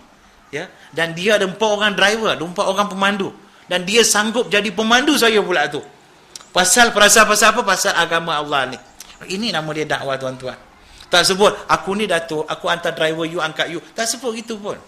Ya, tapi kalau tengok muka dia dalam surah khabar semua, nampak macam orang, tak boleh dekat orang ni. Tapi tengok, subhanallah, bila sebut bab agama, oh subhanallah. Masya Allah. Ya, dialah satu hari telefon saya, dia kata, okey besok malam Jumaat, I punya tok guru sudah balik daripada buat haji, dia nak start balik kita punya kelas di PJ, you pun duduk PJ, kalau you datanglah, sebab tok guru ni dia seorang profesor di universiti. Kalau you nak tanya apa-apa, you tanyalah dia. Dialah orang yang layak nak jawab apa-apa soalan, you nak tanya ke apa. Saya kata, elok jugalah Datuk. Saya pun pergi bukan pasal nak pergi nak ikut usra ke, nak belajar dah. Pergi pasal nak jaga hati pelanggan. Customer service kan. Dia ajak golf, saya pergi main golf. Dia ajak pergi club, saya pergi club. Tapi dia ajak pergi usra. Usra pun usra. Saya pun tak tahu apa benda usra. Pergi tengok sampai usra, dia pun datang ambil saya ke pejabat pergi. Tengok-tengok sampai malam Jumaat, orang 100 lelaki duduk sembahyang di sini. Sebelah pula 100 orang wanita pula sembahyang. Saya masuk-masuk orang dah sembahyang. Datuk tu masuk-masuk, Allahu Akbar, dia masuk. Saya tak tahu nak buat apa, panik, alamak. Korang-korang bagilah taklimat sikit nak buat apa. Dia pun berdiri, saya pun duduk kat belakang sekali. Saya pun berdiri. Semua rokok, saya pun rokok. Semua sujud, saya duduk ajalah. Tak tahu nak buat apa. Tapi seronok. Tengok imam baca kat depan, semua rokok, cantik sekali semua rokok. Wanita pula pakai semua pakaian putih. Seronok lihat keadaan tu. Masya Allah. Seronok, sejuk hati. Sedar hati tu sebab kalau boleh ikut kan seronok. Ikut jugalah. Tapi cuma tak sujud saja. Lalas, tapi saya bagi tahu dekat Datuk ni, saya kata tolong jangan bagi tahu siapa-siapa, saya ni bukan Islam. Takut kena pukul kau, kena bunuh kan. Orang Melayu kadang muka macam Taliban semua kan. Lepas dah habis sembahyang, lepas maghrib baca Yasin, baca Waqiah, zikir, masuk Isyak, sembahyang Isyak jemaah, lepas tu suruh makan. Lepas makan barulah mula tazkirah yang disampaikan oleh ustaz tu. Ustaz tu secara kebetulan balik daripada Mekah, beli satu kitab yang nama dia Dosa-Dosa Besar. Dia kata mulai hari ini dalam usrah kita akan bahaskan kitab ni, kitab tentang dosa-dosa besar. Hari pertama dibincang pasal dosa syirik. Hari pertama saya pergi, dia pula bincang pasal dosa syirik. Tengok timing kata orang. 2 jam dia cakap pasal syirik, 2 jam ke depan kena ke muka saya seorang. Saya duduk ke belakang, saya kata macam mana orang tua ni tahu saya datang. Hari ni cakap semua dia hentam saya seorang aja. Balik tanya ke Datuk, Datuk bagi tahu dia saya datang. Tak ada, kenapa? Dia cakap semua kena ke saya seorang lah Datuk. Dia kata syirik, maksudnya saya faham syirik Datuk. Tapi kenapa hari ni pula dia nak cakap pasal syirik? Saya ingat dua kokok Datuk dah bagi tahu ke apa. Secara kebetulan Allah Ta'ala buat perancangan Allah. Ya, ustaz yang bawa pimpin usrah tu nama dia pun Ustaz Harun Din. Dan saya pun tak ingat ni lah orang yang dulu buat kacau dalam TV. Tak ada bertumbuk dah. Ya, mungkin ya, lama setahun sebelum tu saya pun tak ingat wajah dia. Dan saya pun ikut. Saya balik rumah, saya telefon, Datuk, minggu depan tolong bawa saya nak pergi dengar lagi. Sebab hari pertama 2 jam pun dah cukup bagi signal kepada saya bahawa saya dalam satu agama yang sesat. Saya tahu. Tapi ialah ego, syaitan lah kan. Takkan nak cepat mengalah. Dia kata, brother, sabar dulu. Pergi lagi minggu depan, sambung lagi bab syirik. 4 minggu turut-turut Ustaz Rundin duk bahaskan tajuk syirik. Dan saya tahu saya confirm dalam kesesatan, tapi cuma tak nak bagi sebut kat siapa-siapa. Belajar lebih kurang 6 bulan, kemudian jumpa Ustaz Rundin di UKM. Saya pun bagi tahu, Ustaz, saya minta maaf, saya tak boleh tahan lagi. Pasal apa? Adakah dia dah tahulah saya dah kenal dia lepas tu. Dia pun tahu saya ni bukan Islam. Dia kata, pasal apa saya cakap sesuatu yang gurih perasaan ni? Dah bukan gurih perasaan. Saya takut mati di luar iman. Kata okey, alhamdulillah. Kalau macam tu, tomorrow besok kita ada usrah, datang kita buat majlis pengislaman dalam usrah. Ya, yang dulu dia minta 2 orang saksi tak ada. Tiba-tiba Allah bagi 200 orang saksi bila saya masuk Islam. Ya, dan malam Jumaat 8 Ogos 1991 secara kebetulan hari keputeraan saya. Ya, saya pun melafazkan 2 kalimah syahadah depan Ustaz Rundin, dan dialah yang bagi saya nama Muhammad Fitri bin Abdullah. Saya ambil sajalah, tak tanyalah apa benda Fitri. Kalau yang saya tahu Fitri hari raya Aidilfitri. Ya, dan saya masuk Islam bukan bulan puasa pun, bukan hari raya pun. Ya, tak apalah, ambil saja, alhamdulillah. Ya, itulah sejarah sedikit, tapi bukan mudah begitu. Macam mana nak bagi tahu orang yang paling kita sayang? Ibu saya. Saya tahu saya akan hancurkan. Ibu saya punya harapan, saya akan jadi seorang ulama Hindu, punya harapan. Banyak bagi motivasi, sokongan, dorongan, cari ustaz dalam luar negara, hantar saya dalam luar negara pergi belajar agama Hindu. Tiba-tiba saya pula nak masuk Islam. Jadi apa saya buat seminggu sebelum saya masuk Islam? Saya bohong kat ibu saya. Saya tak pernah bohong kat ibu. Tapi saya nekat bohong. Pasal apa? Saya kata, saya pergi saja sebut, ibu, saya dah masuk Islam. Saya terkejut. Koko dia kata, masuk Islam, aku dah minum racun. Boleh kata cop-cop belum lagi. Nak tengok apa reaksi. Kata saya dah masuk Islam. Ibu saya terkejut. Dia pegang tangan saya, bawa saya pergi ke dapur rumah. Dia kata, kamu masuk Islam? Ya, saya masuk Islam. Pasal apa kamu? Kalau adik kamu masuk Islam pun tak apa, dia kata. Adik saya seorang doktor pakar. Tak adalah, takkanlah adik saya boleh, saya tak boleh. Kalau dia tak berapa committed, dia kira tak warak lah Hindu dia lah. Dia tak berapa committed dengan agama. Dia kata, kenapa kamu nak masuk agama? Kamu nak masuk Islam? Dan dia kata, ibu saya kata apa satu lagi hal. Dia kata, semasa kamu baby dulu, semasa kamu berumur 6 bulan, masa saya bayi lagi 6 bulan, bapak kamu pernah tatang kamu, pernah sebut pada aku, satu hari budak ini akan tukar nama saya jadi Abdullah. Bapak kamu cakap main-main pun saya marah. Hari ni kamu buat betul-betul, dia kata. Kalau saya, ialah, tengok muka ibu saya lah kan, macam tu kesedihan. Memang saya pun serba salah. Saya pun cepat-cepat minta maaf. I'm sorry lah ibu. Dan saya belum masuk Islam, tapi memang saya berhasrat untuk memeluk agama Islam. Dan ibu saya pun tahu. Ya, dia bukanlah terkejut histeria ke pasal apa. Dia tahu saya ada masalah ketuhanan. Dalam agama Hindu, pernah pergi ke Kristian. Tapi dia tak sangka, walaupun saya belajar Islam, dia tahu. Tapi dia tak sangka saya akan memilih untuk memeluk agama Islam. Sebab saya lah orang yang paling kuat membantah siapa-siapa masuk agama Islam zaman saya Hindu dulu. Dengar je orang masuk Islam, kawan ke saudara masuk Islam, saya lah orang yang pertama akan turun, kutuh habis, buat malu bangsa, kaum, apa pada. Tiba-tiba saya pula nak masuk Islam. Kerana saya pun tak sangka. Unsangkable kata orang putih kan. Tak sangka-sangka. Ya, tak sangka-sangka. Ya. Dan saya pun bagi tahu ibu, memang saya berhasrat nak masuk Islam ibu, tapi walau bagaimanapun saya bagi masa seminggu kat ibu. Tolong ibu bagi tahu saya bagaimana saya boleh sembah Tuhan yang Esa, yang sebut dalam kitab-kitab Hindu. Sebagai seorang penganut agama Hindu, saya akan kekal menganut dan beramal dengan agama Hindu sampai ke akhir hayat saya ibu. Komitmen saya bagi kat ibu. Bukan kata ibu terima tak terima, saya tetap akan masuk. Tak ada. Saya bagi. Masih boleh runding. Ya, saya tahu 8 tahun saya cari Tuhan yang Esa dalam Hindu, tak jumpa. Ya, saya tahu ibu saya pun tak dapat nak tolong saya tahu. Ya, sebab tu saya berani nak offer kat ibu. Saya kata, saya bagi peluang kat ibu untuk selamatkan saya. Saya bagi masa seminggu, ibu bagi tahu saya bagaimana saya boleh jadi seorang penganut Hindu yang sembah Tuhan yang Esa, yang sebut dalam kitab Hindu ni. Kesian ibu saya. Bawa jumpa Tok Guru sana, Tok Guru sini, Sami sana, Sami sini. Akhirnya, cukup seminggu, saya buka semua tangkal-tangkal Tok Guru, Tok Sami bagi, saya bagi balik kat ibu. Kalau tangkal ini boleh ubah nasib saya, baik aku sembah tangkal ibu. Kenapa nak sembah Tuhan? Saya cari Tuhan, bukan tangkal. Ya, dan saya pun ialah memeluk agama Islam. Memang 2 tahun tu tegang lah, setahun lebih lah, setahun 8 bulan 9 bulan tegang, tak boleh balik rumah. Ya, kadang-kadang kena maki hamu tu biasa lah. Tapi syukur alhamdulillah sebab keluarga saya semua yang ada nak kata civilized, yang bertamadun, bukan jenis gangster lah. Dia orang dapat, walaupun tak dapat terima hakikat saya masuk agama Islam, tapi kadang-kadang cakap dia orang lepas tu. Ya, kadang-kadang dalam keramaian ramai-ramai saudara mara 1000 orang lebih, depan-depan orang dia kutuk. Ya, saudara mara saya kutuk. Jadi senyum aja lah. Senyum aja, balik rumah kunci pintu nangis. Luar aje lah, kata orang buat muka tembok aje lah. Orang kutuk, kalau saya tak lawan balik, tak reti nak lawan balik. Ya, sabar, senyum. Macam-macam orang maki hamun. Dan sebab saya dulu kalau orang sebut-sebut, jadi macam anak si Anu si Fitri ni. Dululah. Tiba-tiba saya pula masuk Islam. Orang nak jadi referral dah tak boleh lagi dah, nak jadi rujukan tak boleh lagi dah. Dia kata jangan jadi macam ni sekarang orang semua dah. Macam masuk sepupu saya seorang masuk Islam. Sepupu saya masuk Islam, saya masuk Islam, lepas 2-3 bulan datang jumpa saya, dia kata, "Abang, saya nak masuk Islam." Saya tanya, "Mak bapak you macam mana?" Dia kata, "Mak bapak kata kalau saya masuk Islam dia nak bunuh diri." Saya kata, "Tunggu kejap. Mak bapak kamu tu saya kenal belakang dia ni orang Hindu totok," kata. "Memang mesti dia akan bunuh diri." Saya kenal mereka memang jenis macam tu. Lepas 10 tahun datang jumpa saya balik. "Bang, saya nak masuk Islam." "Mak bapak macam mana?"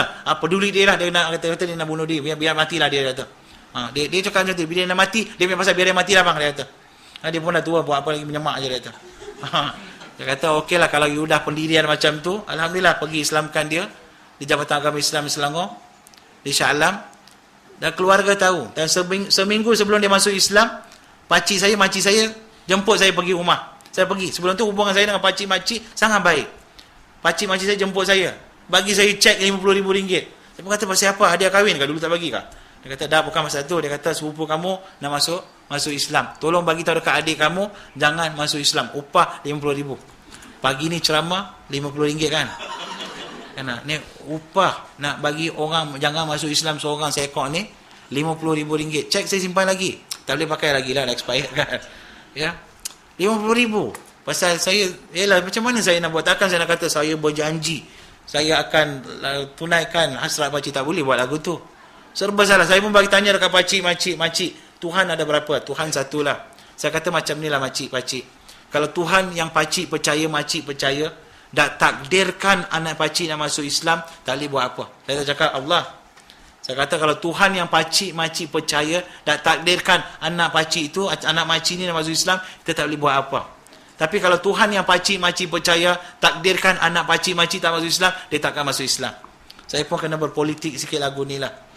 Hubungan keluarga pun nak jaga. Tapi bila sepupu saya masuk Islam, tu dia pakcik saya punya marah. Tak pernah minum arak. Dia pula pergi kedai arak, minum arak maksimum, bawa parang pergi rumah mak saya cari saya. Mak saya telefon, "Tolong jangan balik kampung." "Pasal apa?" "Pakcik kamu dah terbiak ni," dia kata. Ya. Ni orang masuk Islam. Kena orang masuk Islam bukan semudah begitu tuan-tuan negara kita. Tuan-tuan duduk sini mungkin tak nampak sangat. Ya, ada seorang kawan saya perempuan. Ya, dia dari Universiti Melaya, dia buta. Perempuan buta, dia ambil mass communication. Dia tahun pertama, pensyarah saya kawan saya lah. Di fakulti dia, Dr. Azhar. Dia telefon saya pergi, "Kenapa doktor?" "Bulan Ramadan." Saya ingat lagi bulan Ramadan. Dia kata, "Saya ada seorang student banyak tanya soalan pasal Islam. Dia tanya soalan bukan nak masuk Islam, pasal dia nak hentam Islam." Saya pun jumpa dengan dia, dijumpakan bulan Ramadan, bincang-bincang. Kemudian dia cakap tanya pasal Islam, saya tanya dia pasal Hindu. Lalu dia kata, "Saya pun bukan Hindu yang betul." Dia cerita pasal Islam, apa dia agama Islam, cerita. Alhamdulillah, hujung-hujung Ramadan dia bagi tahu saya ada hasrat nak masuk Islam. Setahun kemudian Ramadan selepas tu dia masuk agama Islam, buta. Dan di universiti yang bagusnya, dia masuk Islam, dia belajar Islam, dia 5 solat 5 waktu tak pernah tinggal. Tapi dia tak pakai tudung sebab takut nanti kawan-kawan bagi tahu ke keluarga dia akan susah. Perempuan. Tapi dah habis belajar, bila dia balik ke kampung dia di Seremban, mak dia tolong kemaskan beg, tiba-tiba tengok ada telekong sembahyang. Mak tanya, "Engkau masuk Islam ke?" Dia pun cakap, "Yes, aku masuk Islam." Petepuk mak dia bagi penampak. Telefon bapa dia terus balik daripada pejabat, balik, belum sempat sebab apa, pergi terajang anak dia, buta tu. Perempuan. Belasah dia. Keluar Islam sekarang. Dia dah 3 tahun mengandung Islam. Keluar Islam sekarang. Dia menangis, dah. Engkau bunuh aku pun aku nak tetap Islam. Tapi aku tetap nak jadi anak kepada mak bapak ni, dia kata. Bapak dia apa dia buat? 12 malam hantar pergi dekat tol Sungai Besi, jalan pergi Seremban tu. 12 malam, pagi hujan, pergi sepak anak dia keluar daripada kereta. Yang buta tu, anak yang kecil, dia tatang jaga sampai besar tu. Sepak keluar kereta, kau bukan anak aku, berambuh pergi. Tu. Dia telefon, pinjam operator tol punya telefon, dia telefon, Ustaz, tolong saya damai ambil saya kat tol ni. Sejuk Ustaz, hujan tak tahan, dia kata. 12:30 malam. Ya Allahu Akbar. Ya, ini nasib orang yang memeluk agama. Kita pernah dengar Sumayyah. Kan Sumayyah, macam mana Sumayyah kena sula, kena bunuh, bagaimana suami dia Yasir ya pernah kena bunuh. Kita pernah dengar Bilal bin Rabah kena seksa. Ya, kita pernah dengar Khabbab bin Urat kena seksa, sahabat-sahabat Nabi kena seksa. Itu zaman 1400 tahun dulu. Kita orang Kedah sini, tak mahasiswa sini lupa, hari ini pun masih ada orang yang masuk Islam kena seksa, ada. Yang kena bunuh di negara kita pun ada. Masuk Islam kena bunuh, perkara biasa. Kena pukul, kena bantai, itu biasa. Kena buang kerja, itu biasa. Tapi kalau masuk Islam, dia kata, saya tak ada masalah, itu luar biasa. Saya naik pengurusi Perkim Negeri Selangor. Dan saya diamanahkan jaga kebajikan saudara-saudara baru. Ya, saya bukan jaga sebesar saya ahli majlis di Perkim Kebangsaan, jaga sekali peringkat kebangsaan. Selalu, di Kedah pun ada kadang-kadang orang telefon. Ustaz, mana ada tempat tinggal ke saya nak tinggal, saya rumah saya, keluarga saya dah halau saya. Takkan satu Kedah nak jaga seorang saudara baru, tak boleh. Orang Kedah boleh telefon, Ustaz, ini saya ada seorang saudara baru masuk Islam, tak ada tempat tinggal, Ustaz boleh tolong. Saya duduk kat Kuala Lumpur, tak rasa malu kah nak telefon saya kat Kuala Lumpur? Saya minta maaf lah saya sebut begini. Bukan semua orang Kedah masuk Islam. Allah, berapa kerat yang masuk agama Islam? Tak malu kah kita? Saya kadang-kadang orang telefon sampai Johor Bahru, Ustaz ada mu'alam ni merempat, Ustaz datang mai ambil dia. Saya macam tak ada kerja, saya training consultant tuan-tuan. Ya, saya training consultant dan saya satu hari kalau saya bekerja, gaji saya RM3,500. Kalau saya kerja sebulan, angkalilah 30 hari. Tapi saya hanya kerja dalam sebulan saya kerja, sehari 2 hari saja saya kerja. Pasal apa? Saya full time volunteer. Sukarela sepenuh masa. Pasal apa? Sikap orang Islam. Yes. Sikap orang Islam. Saya pun ada keluarga, saya ada isteri, saya ada anak-anak. Kadang-kadang saya balik, isteri saya kata, semalam anak kita tanya, bapa adakah dah mati? Ya. Kadang-kadang balik, turun dari airport, simpan ke rumah, tukar beg saja, naik nak pergi tangkap satu lagi kapal terbang. Balik lepas minggu, balik lepas, kadang-kadang saya pun sayang anak-anak. Allahu Akbar, saya pun nak macam tu. Saya pun nak kehidupan, kalau boleh nak balik ke dunia korporat saya. Hari ini saya ada keluarga. Ya, kadang-kadang saya tengok anak-anak saya tidur, dia kata, apa nak jadi dengan masa depan dia orang? Tapi saya yakin Allah sebut dalam Quran, in tansurullah yansurukum. Kamu jaga agama aku, kamu bantu agama aku akan bantu kamu. Saya yakin. Bukan saya yakin kawan-kawan saya kata, brother, you buat dakwah, kita support you. No. Yes, yakin. Ya, bab agama macam tu tuan-tuan. Ini agama bukan hak milik saya. Milik kita semua. Kita kata kita sayang agama, sayang Allah, sayang Nabi. Adakah masa kita baru ni selawat atas Nabi, maulud Nabi sallallahu ala Muhammad, itu aja kita sayang Nabi? Apa kerja Nabi? Nabi, kalau kita pernah dengar sirah, bila Nabi sampai ke Taif, Nabi kita tahu macam mana Nabi kena pulung, kena baling dengan batu. Nabi lari keluar daripada Taif.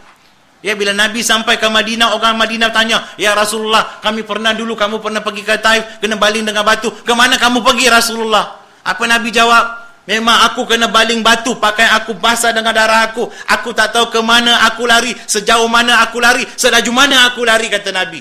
Nabi Rasulullah. Dan Nabi bila keluar daripada Taif, bukan terus pergi ke Madinah, bukan terus pergi ke Mekah, bukan MC terus. Walaupun Nabi sepatutnya layak dapat MC. Macam kita, batuk macam ni, batuk sikit. Orang telefon, minta maaf, ini ceramah tak boleh sebab MC. Nabi keluar daripada Taif, sampai ke sebuah lembah di luar Taif. Ada pokok-pokok begini rendang. Nabi pun pergi duduk di bawah pokok dekat sebuah satu wadi, satu lembah tanaman. Tiba-tiba datang penjaga kepada lembah tersebut, tanaman tersebut, dusun tersebut. Datang tanya, dia kata, tuan siapa? Ya, nama dia Hadas. Hadas ni seorang Nasrani, bukan Islam. Dia tak pernah jumpa dengan Rasulullah. Dia tanya, tuan siapa? Dia kata, aku Muhammad Rasulullah. Kenapa tuan jadi macam ni?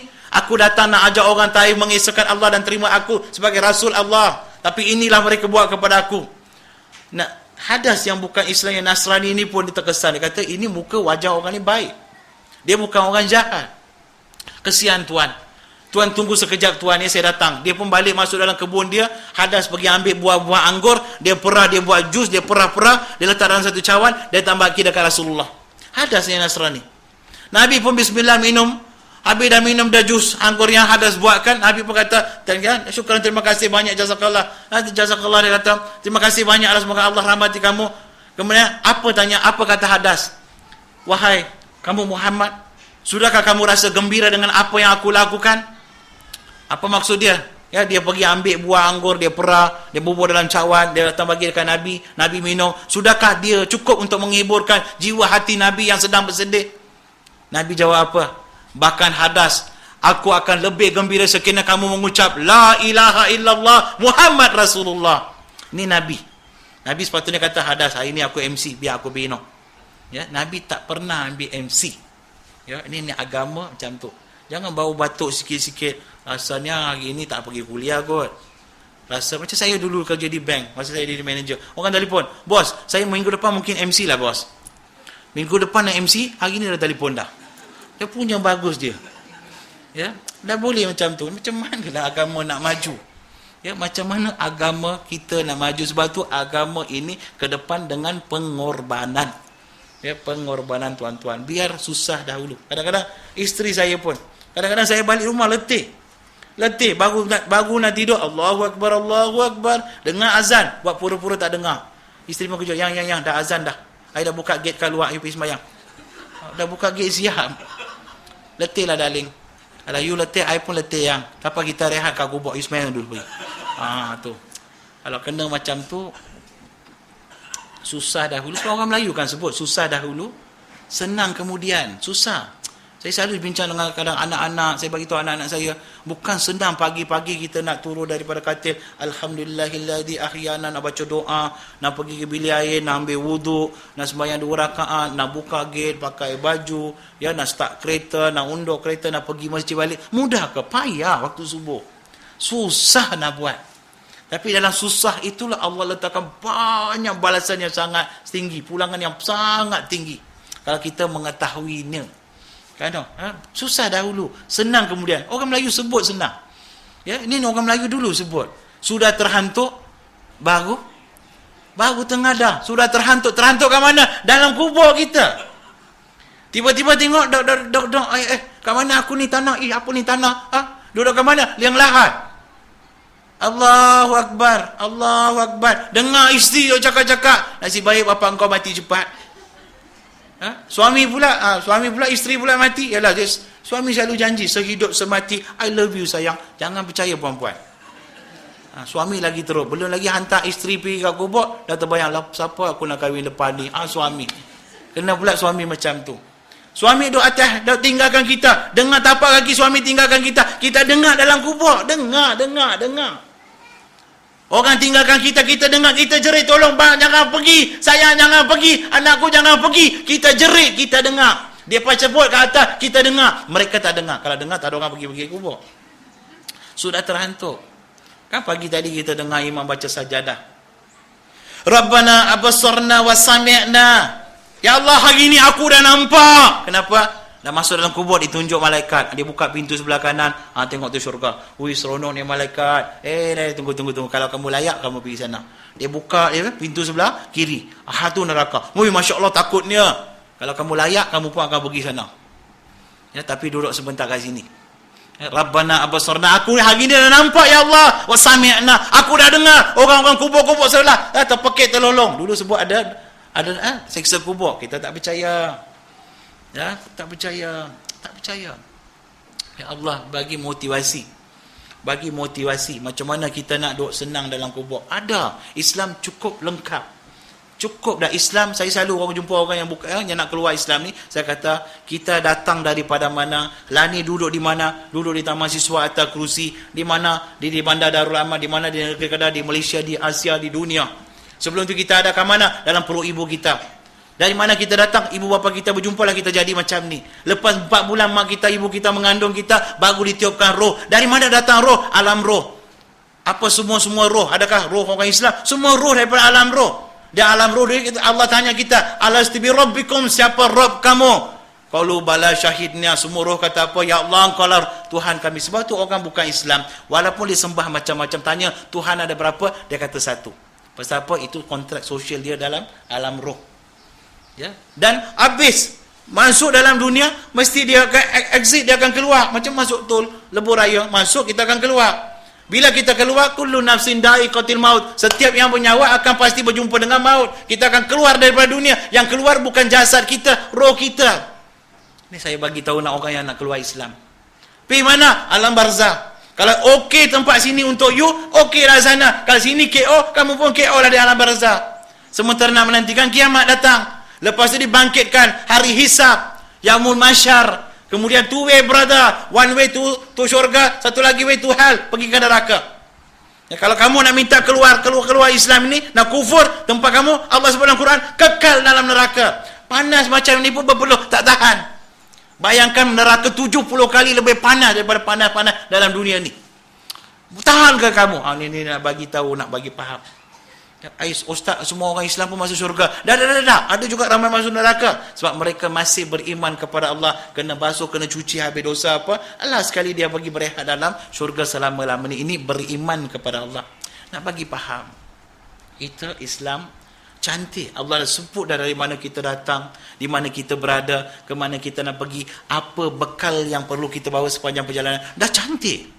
Apa tak ada dalam Islam? Ya, bila saya memeluk agama Islam, menangis saya. Balik rumah, kunci menangis. Duduk seorang, tapi masuk dalam bilik, kunci lagi menangis. Menangis. Pasal, kenapa Allah kalau boleh, kenapa kecil-kecil tak masuk agama Islam? Kenapa kecil-kecil tak masuk Islam? Allahu Akbar. Kerana Allahu Akbar. Nampak macam mana kawan-kawan kena lagu tu? Kena pula girlfriend lagu tu kan? Nak. Yalah, what is gone lah. Dah lepas-lepas. Tapi kita look for the future lah. Yang sakit-baki masih yang ada. Ya, kita nak masuk dalam buku terbaik Allah Subhanahu Wa Taala, mardatillah. Ini yang saya untuk guru selalu ajar saya. Kita di dunia nak apa? Mardatillah. Kita nak dapat redha Allah Taala. Kita nak dapat pahala daripada Allah Taala, bukan piala. Piala, banyak piala kat rumah, tapi semua kita tinggal. Yang kita nak cari, perlu cari sekarang, pahala. Buatlah apa yang kita mampu untuk agama Allah. Pernah kita dengar sirah, semasa Nabi nak pergi ke satu peperangan, seorang wanita Arab, dia bawa apa? Dia bawa rambut dia yang panjang, dia kerat, dia datang bagi ke Nabi. Nabi tanya, aku nak buat apa dengan benda ni? Nabi tanya, ya Rasulullah, kalau perlu kamu nak tambak kuda, gunakanlah rambut aku ni untuk tambak kuda kamu, dia kata. Allahu Akbar. Seorang wanita, masa Nabi nak pergi perang Badar, dia bawa apa? Anak dia yang baru 5 bulan. Anak dia 5 bulan, dia bagi-bagi dekat Rasulullah. Ya Rasulullah, engkau bawalah anak aku untuk pergi perang Badar ni. Aku nak buat apa dengan anak ni? Ya Rasulullah, kalau musuh nak tetap kamu, gunakan anak aku sebagai perisai. Subhanallah. Ada ibu macam tu hari ini. Dia bagi anak dia untuk Nabi jadikan sebagai perisai. Ya, Nabi pun tak adalah ambil. Nak bagi tahu. Ni kalau ada sifat-sifat beginilah, at least sekurang-kurangnya begini pengorbanan agama, insya-Allah agama kita ni akan maju. Allah alam. Saya pun tak dibagi masa. Jadi saya cakap terus dah kutubah pula sambung kat sini nanti. Terima kasih banyak-banyak muslimin muslimat. Saya minta maaf banyak-banyak, insya-Allah. Ini sekadar perkongsian saja. Ustaz Abdullah pun bagi tahu kokot di lain kali panjang umur murah rezeki kita buat siri-siri yang berlainan, insya-Allah ya. Saya datang ni bukan nak marah kutuk apa, tak ada. Sekadar perkongsian. Yang saya sebut dari hati saya lah. Minta maaf lah. Saya dari sejak kecil diajarkan cakap yang benar walaupun rasa pahit. Dan masuk Islam rupa-rupa Nabi pun sebut yang sama. Kullil haqq walakana muran. Sebut yang benar walaupun rasa pahit. Jadi saya ni nak jadi tok guru boleh, tok gurau pun boleh. Dua-dua reti buat, tapi tak apalah cakap macam ni lah. Orang tak suka tak apalah. Ya, bukan kita nak orang suka dengan kita, yang penting Allah suka dengan kita, insya-Allah ya. Insya-Allah, thank you very much atas peluang ni. Dan saya kalau boleh, saya tak nak datang sini lagi lah. Tak boleh cakap. InsyaAllah ya, kita buat tempat lain aja no. Saya akhiri dengan wabillahi taufiq wal hidayah. Assalamualaikum warahmatullahi taala wabarakatuh. Saya masih buka ruang kepada tuan-tuan barangkali 10 minit. Kalau ada sebarang soalan barangkali yang terbuku di hati, boleh kemukakan pada bahagian Ustaz Fitri pagi ni. Sila tuan-tuan. Orang Kedah ni dia malu Ustaz. Dari dulu Ustaz macam tu. Assalamualaikum. Yes, please, sister.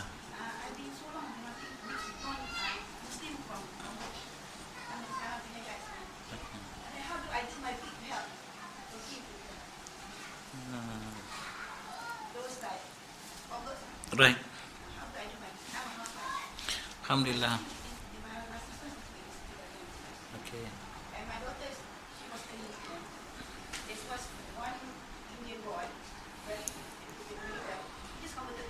Alhamdulillah. Okay.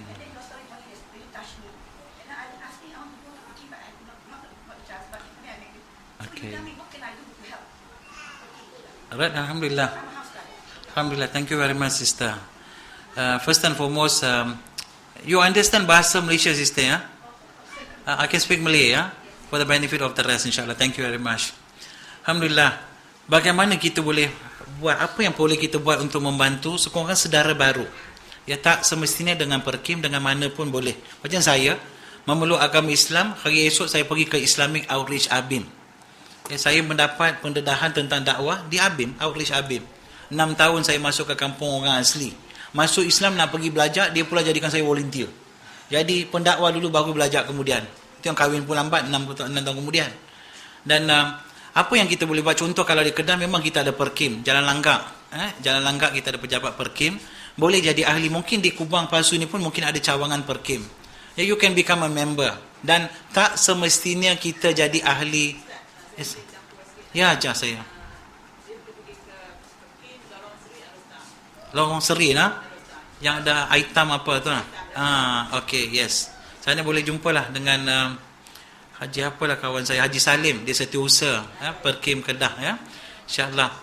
And boleh jadi member ahli perkim dan tanya dia dekat di Al-Ustaz, di mana ada cawangan yang terdekat di sini. Ya, masalah di perkim hari ini, perkim dia ada cawangan rata-rata, cuma satu kita tak tahu di mana ada perkim sebab signage kadang-kadang tak ada. Ya, ada pejabat perkim di memang ada perkim rata-rata, kita nak jumpa tak jumpa. Kadang-kadang aktiviti secara tak menyeluruh. Tak ada publicity sangat. Kadang-kadang tengok ada banner. Setahun sekali ke apa buat program, baru tahu, oh rupa-rupanya ada perkim. Kalau datang ke kampung saya lain. Sebab kita ada pusat maklumat Islam. Saya pengurusi perkim sebuah cawangan di US. Ulu Selangor. Nama pun Ulu Selangor. Dan Alhamdulillah, tahun baru kita ada mesyuarat agung. Rupa-rupanya tahun lepas, kita belanja dekat RM360,000 di Ulu Selangor. Bukan duit kita. Duit datang dari mana saya pun tak tahu. Orang datang bagi. Kita buat aja aktiviti. Dan Alhamdulillah baru kita lancarkan pusat maklumat Islam. Kurang-kurang non-Muslim yang minat tentang Islam, dia tahu, oh ada PMI sekarang ni pusat maklumat Islam, Islamic Information Center, dia boleh pergi. Kita letak logo perkim, kita letak logo saja, letak Jabatan Agama sebelah, dan logo masjid, kita buat pusat informasi Islam. Ini kita kena buat. Masalah hari ini, saya tadi pun bagi tahu di sebuah masjid di Kuala Nerang.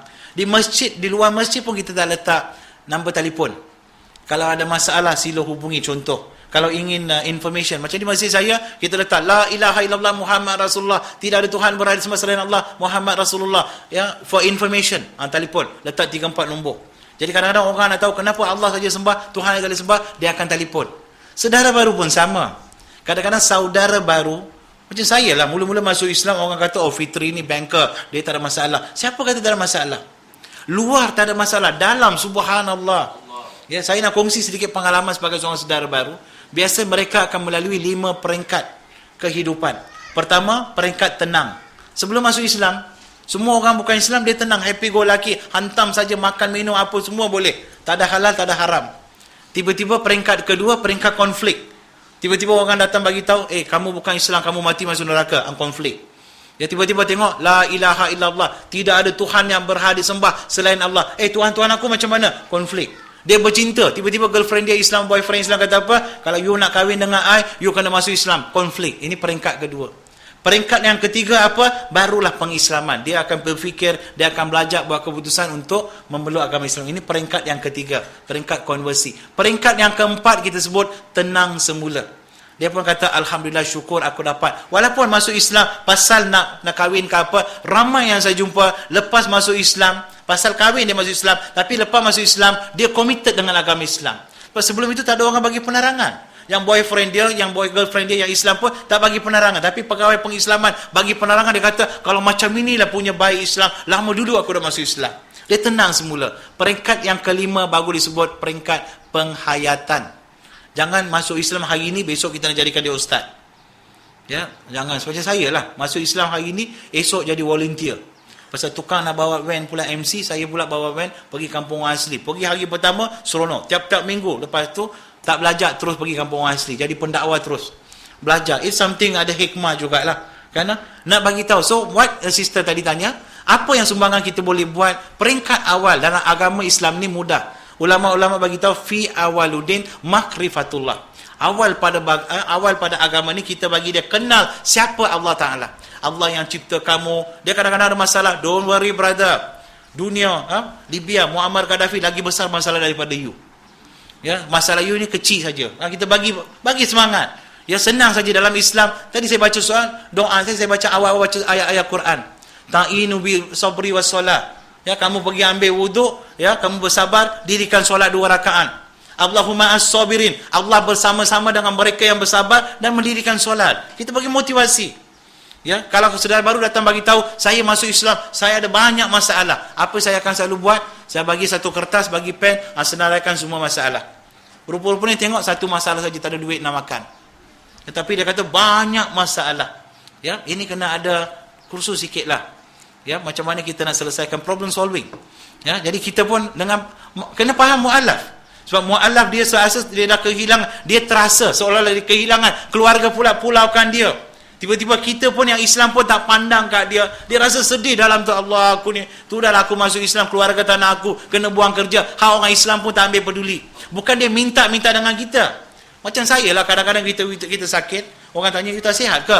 Bukan kita minta dia tanya, tapi bila tanya sejuk hati kadang-kadang. Ada juga orang prihatin kat kita.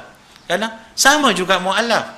Ya, kita kadang-kadang tengok dia datang tidur dekat surau kita, masjid kita kat luar. Kita tanya, kamu dari mana? Kenapa datang sini? Ya, kalau di Kedah tak ada masalah, kita ada PUSBA, Pusat Bimbingan Saudara Baru di Sungai Petani. Hantar pergi 4 bulan, dia bagi makan, minum, tempat tinggal dia bagi cukup lengkap pendidikan fardu ain dalam 4 bulan. Balik-balik siap sembelih ayam pun dia ajak macam mana nak buat. Ya, alhamdulillah kita ada. Yang perlu adalah networking. Ya, perlu adalah networking. Kadang-kadang bila sebut perkim, maaflah di banyak tempat saya tengok, perkim ni satu pertubuhan yang ditubuhkan kira-kira 50 tahun yang lepas. Jadi ramai ahli-ahlinya, kalau dulu dia masuk umur dia 20 tahun, sekarang dia dah 70 tahun. Kalau dulu 30 tahun, sekarang dah 80 tahun. Ramai ahli-ahli senior. Dan satu lagi kegagalan kawan-kawan saya dalam perkim, mereka lupa nak bawa anak cucu jadi ahli perkim. Jadi tak cukup tenaga untuk buat support service. Ya, tapi di Al-Ustaz ni alhamdulillah dia tersusun sikitlah. Semalam pun saya jumpa apa saudara baru di Masjid Sultanah, ya, Sultanah Bahiyah. Ramai saudara baru datang malam tadi. Alhamdulillah. Nampak okeylah. Kalau masyarakat ambil tanggungjawab. Saudara baru bukan kerja perkim, bukan kerja Jabatan Agama, ya, kita ni ahli karya. Kalau orang di karya kita masuk Islam, tak payah kita nak pergi jaga dia 24 jam. Ambil peduli, tanya, solat belajar kat mana? Solat dah, belum tak pandai solat. Bagi buku pasal solat ke? Tak ada, ramailah seminggu sekali kita ada usrah untuk perempuan, ramai join. Bawa dia orang begini. Biar dia campur kita. Kalau lelaki-lelaki, kita ajar dia pergi masjid. Solat jemaah apa semua. Tak tahu, tak apa, ikut saja. Macam saya masuk Islam malam Jumaat. Lepas maghrib. Lepas tu solat isyak jemaah. Kawan bagi tahu, solat tak boleh tinggal. Besok pagi solat subuh. Solat subuh kat mana? Hampirlah masjid dia atas. 4 pagi saya pergi masjid. Tunggu, tengok lampu pun tak buka. Cuti ke hari ni? Pagi Jumaat. Lepas tu pukul 6 baru orang sampai. Pakcik, sembahyang kata sembahyang ini, cuti ke pakcik? Tak adalah sembahyang, pasal apa? Saya main lama tunggu pukul apa? Pukul 4. Sembahyang pukul 6 lebih dia kata. Ya kau. Kawan tak bagi tahu pukul apa sembahyang. Nak sembahyang ambil wudu pula tak reti. Semalam bila kawan tunjuk ambil wuduk, hari ni pula lupa macam mana nak ambil wuduk. Tunggu satu pakcik datang ambil wuduk, masuk, saya pun buat sama. Pui lah, ikutlah. Ikut itu cara saya belajar dulu. Sembahyang Allah Akbar, tengok kiri kanan, betul ke kaki semua, tengok atas bawah semua, kipas semua, aircon tengok, semua. Itu cara saya belajar dulu. Tapi kalau kita boleh bimbing, sebab itu saya buat kerja macam ni. Di tempat saya kami ada pusat bimbingan saudara baru. Kita buat.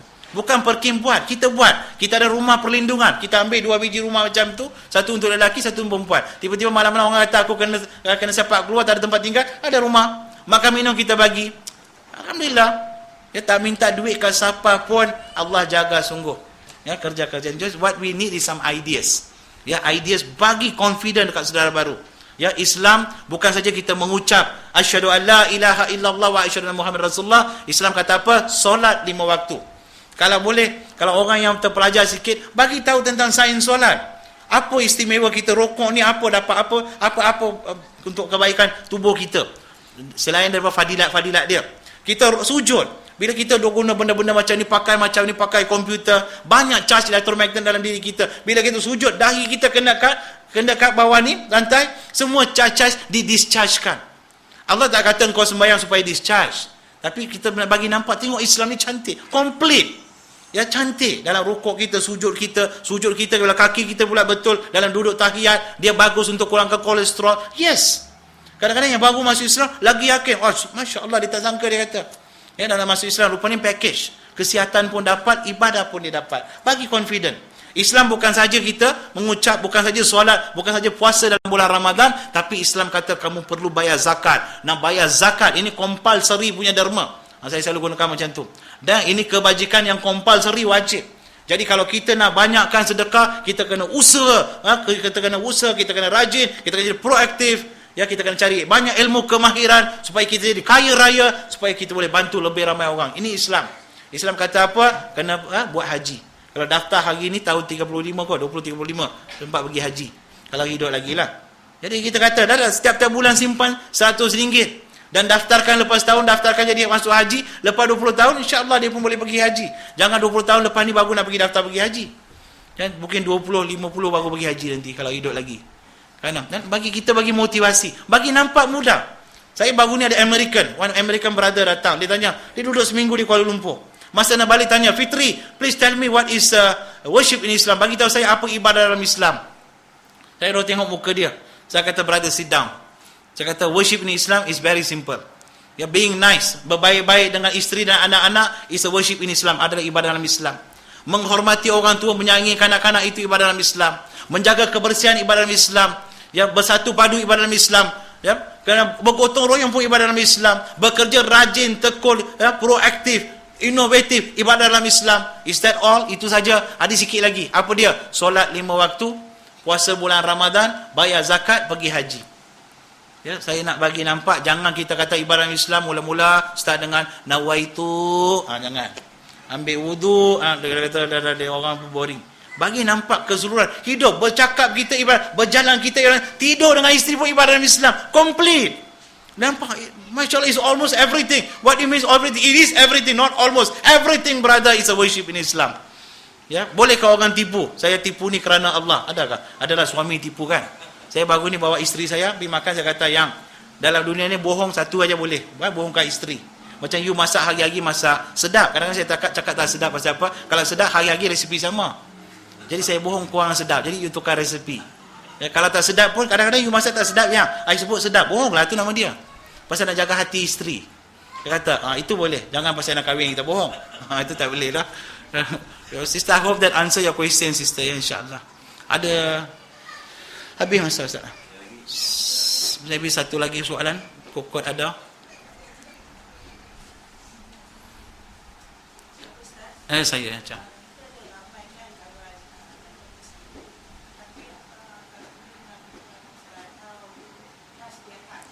Yes. Oh, Masya Allah. I like that. Bagus. Hajar ni tanya macam mana kita nak sentuh hati mereka. Ya, kalau kita tengok dalam surah Al-Baqarah ayat 93. Nabi Musa AS pergi ke Tursina, dia balik. Bila dia balik, dia tengok yang Bani Israel sudah pun sembah lembu. Nabi Musa bagi tahu, awak pergi sembah lembu. Ya, ni lembu, sembah Allah Ta'ala. Apa kata jawab Bani Israel? Dia kata, ya Musa, kami faham apa kamu sebut. Tapi hari ini kami sami'na wa asaina. Kami dengar tapi tak nak patuh cakap kamu. Pasal apa? Kami dah letak rasa cinta lembu pada hati-hati kami. Ajar Yosef touch the heart kan?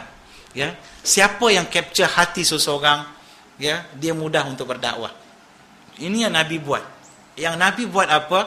Nabi bukan tawan orang tu, tapi tawan hati orang-orang tu, jiwa manusia tu.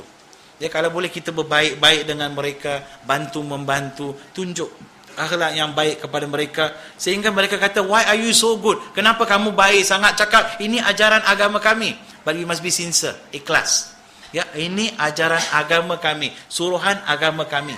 Ya, kita kena ikhlas Ya, kita kena bantu-membantu, tidak boleh bohong, tidak boleh tuang kerja. Jangan pula kadang-kadang saya minta maaf di negeri tempat saya lah. Kalau pergi pejabat what do you call, kerajaan, pukul 10 tak pergi naik ke pejabat, pergi kantin. Saya tahu itu waktu pejabat orang lepak dekat.